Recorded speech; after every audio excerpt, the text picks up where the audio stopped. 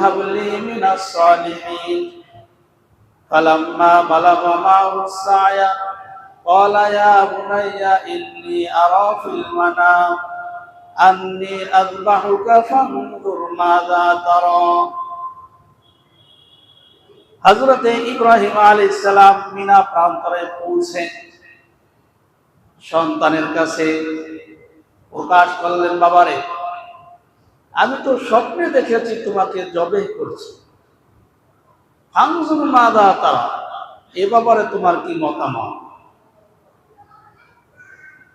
ক্বালা ইয়া আবাতি ফাআল মা তুমার সাতাজিদুনি ইনশাআল্লাহু মিনাস সাবিরিন। সঙ্গে সঙ্গে সন্তান জবাব দিল যে, বাবা, আপনার প্রতি যে নির্দেশ এসেছে সেই হুকুমকে আপনি যথাযথ পালন করুন, আপনি আমাকে ধৈর্যশীল পাবেন। আমি ছোটাছুটি করব না, পৃথিবীর মধ্যে তো অনেক ধৈর্যশীল ছিল, তার মধ্যে আমাকেও পাবেন, আমিও ধৈর্যশীল থাকব। দেখেন, যেমন বাবা তেমন ছেলে, সাথে সাথে উত্তর দিয়ে দিয়েছে।